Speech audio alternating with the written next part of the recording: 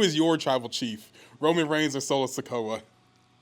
Ooh, what's a travel chief? Tribal chief. Tribal chief? Yes. Tell me about this. Okay, so see, right? Hey guys, welcome to Muscle Memory. My name's Malcolm. I have a very special guest. You've seen her on the channel before, and she's back at Suplex Vintage Wrestling in Philadelphia, Pennsylvania. Melina, how are you? Doing good, doing good. I'm excited. It's amazing. Back in Philly and then be back talking to you. No, it's good to see you, honestly. Like, how's life been so far? It's been a few years since we talked last. Life's been life where it's like, there's so many things that happen, good and bad, that people don't prepare you for when you get older and stuff. And it's stuff with family and then friends.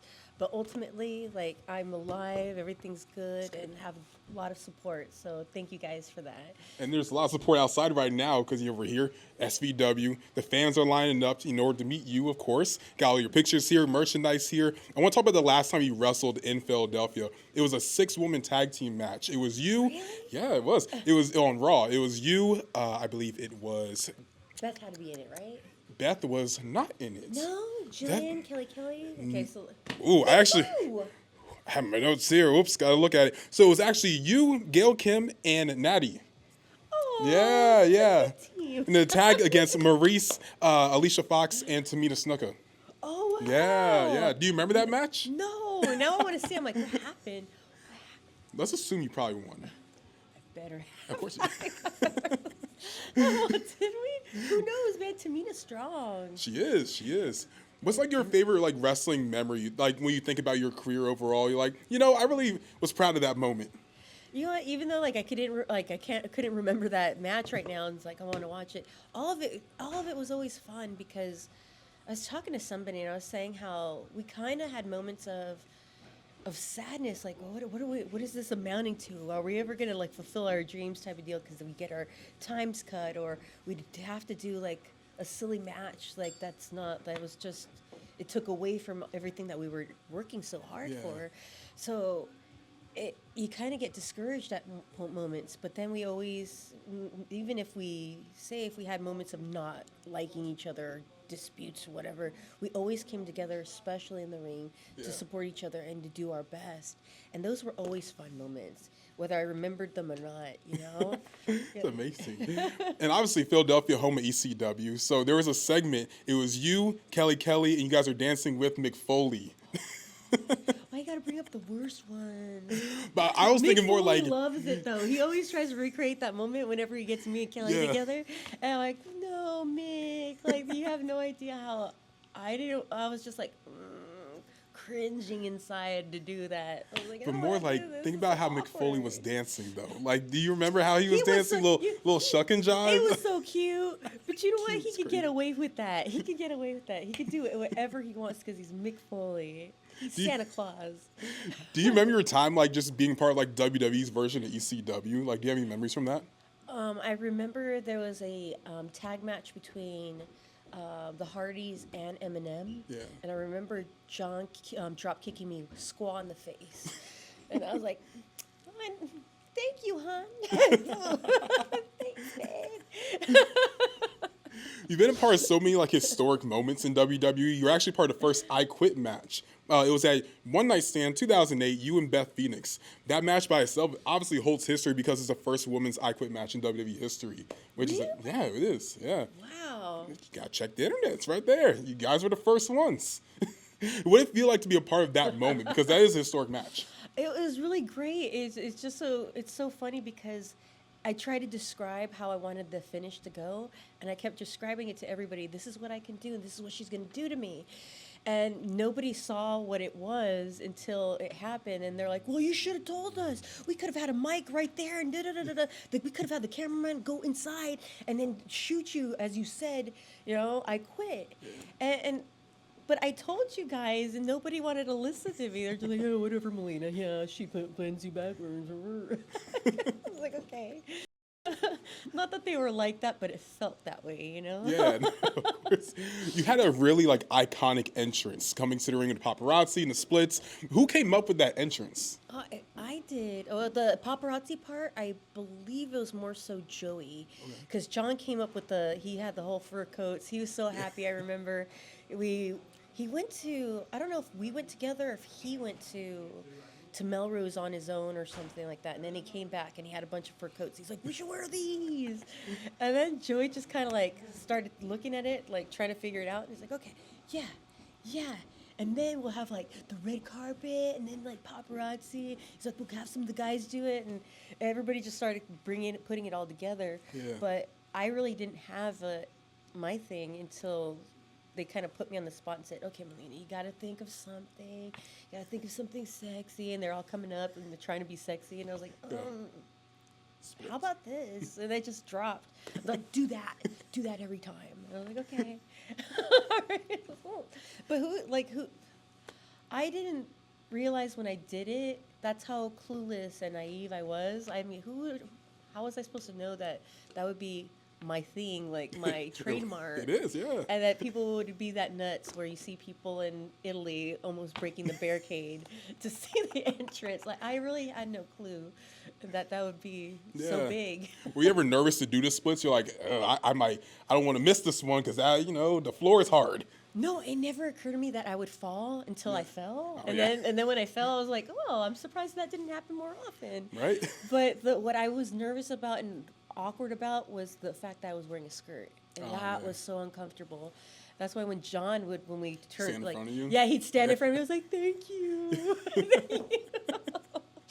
And he knew how uncomfortable I was. But it's like you come up with ideas, or I came up with ideas, and I started learning that I have to think things through on my ideas. But at the same time, if I didn't do the splits, I'd still be Melina's banshee yell and all this flexibility and all this stuff. But at the same time, it wouldn't be the same. Like, the entrance wouldn't be the same. Yeah. I know a lot of wrestling fans are thinking this. We want to see you back in WWE. I mean, why wouldn't we not want to see a legend back in the home of professional wrestling? Will we ever see you come back to the WWE? Do you still have a couple more matches in the tank? I do. I feel it's weird because I was telling somebody I was working for MZW and I was doing refereeing, and refereeing is a hard job. Never knock the job and the hard work that refs put into putting together matches. And not only that, because it's more wind. You have to be more in shape than a wrestler, I feel like, when it comes to being a referee. So. And then they have 3 matches at least. Yes. Some referees do the whole card, and bless their hearts, that's a lot of cardio. But I did it, and I was like, I haven't worked out in a long time, and I feel fine. Maybe I can wrestle. That's how they get you. That's how wrestling gets you. I mean, we want to see it happen. So, I mean, if you want to, it's right there. I'm just saying. But I do want to get in shape for me. And if it happens, it happens. If the universe has it happen, yeah. But I think more so I'll probably end up traveling again, like going, just doing small stuff. I think maybe that's what's in the cards. Because I really don't have my hopes up for like WWE or anything like that. That's understandable. I just think they have their space for their current stars, which they should. It's their time. Of course. And would they invest in, especially like a female like me? Like, I don't know. A legend? It's weird. A goat? Like, I am, but some goats out there, There you go. like a Jazz and like a Lisa Marie, people aren't acknowledged. Even like Molly Holly, I'm like, she should be acknowledged more than she has. Yeah. Ivory should be acknowledged more than she has been, and it's weird. Ivory, she was wrestling for a long time, since Glow. Yeah. And then she went and done WWE. How many people on Glow did WWE? So she deserves so much credit. Absolutely. For being such a badass and trailblazer. Now that's a trailblazer right there. You said the word knowledge. I wasn't going to ask if I have to. Who is your tribal chief? Roman Reigns or Solo Sikoa? Ooh, what's a tribal chief? Tribal chief. Tribal chief? Yes. Tell me about that. Okay, so So Roman is the head of the table. He was the head of the table for a while in WWE. He was a tribal chief. He's the one that cuts the turkey at Thanksgiving? Yeah, he was the one. And then, because he lost his title, that means he no longer gets to cut the turkey at Thanksgiving. So now Solo cuts the turkey at Thanksgiving. So technically right now, Solo Sikoa is the tribal chief, but Roman just came back recently. He's the OTC, the original tribal chief. So people are trying to decide who's the actual tribal chief. Is it Roman Reigns, the original, or is it Solo, the new one? In your opinion, which would be considered the actual tribal chief? It makes me think, since I haven't watched, that I cannot say for sure. Solo. But I mean, the OG is the one that paved the way. Like, I mean, anything that comes after that, you're just a remake. Oh, ouch. I mean, maybe you like did a little bit of a spin, but really, would you have come up with whatever you have now if it wasn't for the original? Oh, okay, ouchie. I mean, that was a good answer. I can't blame you. A lot of legends recently in WWE have been signing legend deals. If that was ever presented to you, would you be interested in that? I thought you were going to ask me, is it true that you signed a Legends deal? Everybody's been asking me on the internet, and I just... Can I ask that? Well, can I ask yeah, you? You because don't I have the had answer. it. Oh, That's why you don't believe everything that's on the internet unless you hear it from somebody's mouth. so we can confirm you have not signed a legends Yeah. deal. So many, still to this day, a lot of rumors always going around about me. Still not true. Still not true. Put him to shame. Would you be open to it if the opportunity was there? Just not feeling it. It's okay. It just all depends on like what they take away from your like life. Cause yeah, you know, of course it's gonna like there'll be more money and this and this and that, but it's not about the money for me. It's about like going and being able to be free to do what I want with all this. I don't know what I was blessed with in wrestling. Yeah, that's fair. No, it's totally okay. Now, let's talk about some current women in wrestling right now. So, the tag team champions, Bianca Belair and Jade Cargill, have been doing some amazing things. As the tag team champions, which is like a secondary title for women's division, would you personally, as someone who's been a part of the division for so many years, want to see a mid-card title, like a women's Intercontinental or a women's United States title, come into that division? Oh my goodness, if there wasn't like so many titles, I would love that. Yeah. It's just the hard thing where it was like this one title back in the day for both rosters. Yeah. And you fought both rosters. Like there's a moment in time where both fought for it. And that meant more. Now there's just so many titles. It just seemed like, oh, like I'm getting mints out of, out of a little dish tray, candy tray. And it's like anybody could get one. Here, it's just, after you. And okay. But that's the way it feels like when there's so many titles. But I don't want the tag team titles to seem like it's not secondary. It's its own unique art form. There's your solo one, your belt that you get individually, and that's, out of your own wits. It's a solo project there, but to have to work as a team and to be in sync and to be able to read each other without talking to each other and knowing each other's movement while trying to work with another team and trying to take them out. It's its own art form. Amazing. And you have to be on the same page and not be selfish on that. I wish I could be a part of a tag team. I would love to be. Wish I was younger. This was all happening when I was younger, because I would love to go after some tag team titles. If you could pick one woman on a roster, if you were a part of a tag team, who would that be? Oh, I keep saying Zelina. That's the right answer. Oh, the girl. Yeah. Shout out Zelina. 2 more questions for you. I'll let you go because I know the people are lined up. You're here at SVW, Suplex Vintage Wrestling.